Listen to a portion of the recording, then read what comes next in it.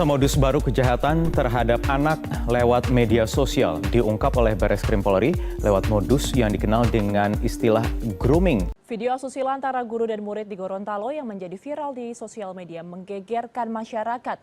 Belakangan video ini kerap dikaitkan dengan istilah child grooming. Polda Metro Jaya menangkap pelaku child grooming yang melancarkan aksinya via aplikasi game daring Hago. Pelaku mengincar korban dengan rentang usia SMP, usia 9 hingga 15 tahun. Tersangka melakukan pengancaman dengan lebih dahulu berkenalan di akun aplikasi game online bernama Hago. Tersangka kemudian mengancam korban akan menyebarkan rekaman video call seks jika korban menolak untuk memenuhi keinginan tersangka.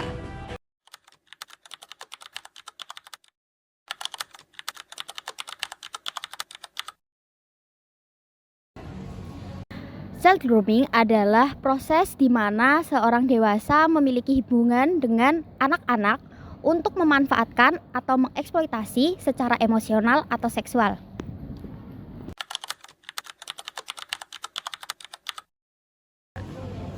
Popo Si Royo.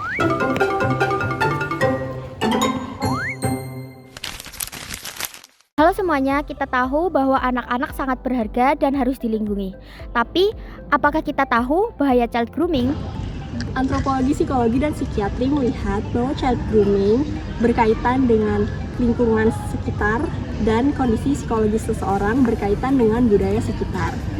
Contohnya, dalam budaya kita, anak-anak diminta untuk selalu tunduk kepada orang tua tanpa mempertanyakan otoritasnya. Selain itu, pelaku juga seringkali menggunakan teknik manipulasi emosional hingga memunculkan ketergantungan emosional pada korban. Hal ini memunculkan trauma dan berpengaruh pada kesehatan mental jangka panjang oleh korban child grooming. Child grooming dapat terjadi dari berbagai faktor, mulai dari korban, pelaku, kemudian lingkungan. Yang pertama adalah dari korban. Dari korban, faktor-faktor internal diantaranya seperti mudah dimanipulasi, kurangnya pemahaman tentang bahaya, trauma masa lalu, serta emosional yang tidak terpenuhi.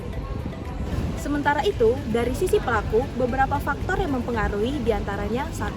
Motif eksploitasi, kedua adalah keahlian manipulasi, yang ketiga adanya riwayat penyimpangan seksual dan kekerasan, dan terakhir adalah pemanfaatan teknologi.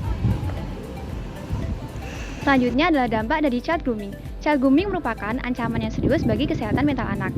Tindakan ini dapat menyebabkan trauma mendalam dan berbagai masalah psikologis yang berkepanjangan. Beberapa dampak yang sering dialami oleh anak yang menjadi korban dari child grooming ini. Yang pertama, trauma emosional dan meningkatkan resiko terjadinya kesehatan mental seperti depresi, post-traumatic stress disorder, gangguan kecemasan, dan lain sebagainya. Yang kedua, kesulitan untuk mempercayai orang lain di masa depan. Yang ketiga, kesulitan dalam mempertahankan hubungan yang sehat dengan orang lain. Yang keempat, gangguan perkembangan emosional dan sosial seperti menunjukkan perilaku regresif, kehilangan minat terhadap aktivitas yang dulunya disukai, atau mengalami gangguan belajar. Yang kelima, memiliki kecenderungan untuk melakukan isolasi sosial hingga keinginan untuk bunuh diri. Strategi atau upaya preventif untuk mencegah terjadinya child grooming antaranya yang pertama, strategi dalam bidang pendidikan, yakni dengan memberikan pendidikan seputar child grooming yang di dalamnya mencakup pengertian, faktor-faktor, bahkan tanda-tanda child grooming. Selain itu juga perlu mengajarkan batasan-batasan pribadi dan mengajarkan bagaimana berinteraksi yang aman dan sehat. Kemudian yang kedua, strategi pemerintah, yakni dengan membuat undang-undang perlindungan anak dan lebih ketat dalam penerapannya. Kemudian yang ketiga, strategi keluarga, yakni khususnya orang tua penting dalam menjaga, memperhatikan, dan lebih perhatian dalam kehidupan anak-anaknya.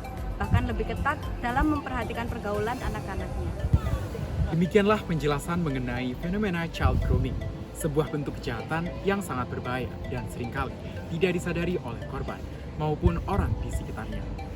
Child grooming bukan hanya ancaman di dunia maya, tetapi juga bisa terjadi di lingkungan terdekat kita.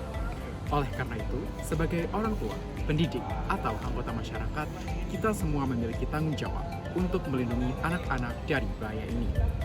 Mari kita tingkatkan kewaspadaan dengan memahami tanda-tandanya, membangun komunikasi yang terbuka dengan anak, dan mengajarkan mereka tentang batasan-batasan yang harus dijaga. Ingat, pendidikan dan pengawasan yang baik adalah kunci utama untuk mencegah anak-anak menjadi korban kejahatan ini. Jangan ragu untuk melaporkan jika Anda mencurigai adanya tindakan yang mencurigakan atau berpotensi sebagai child grooming.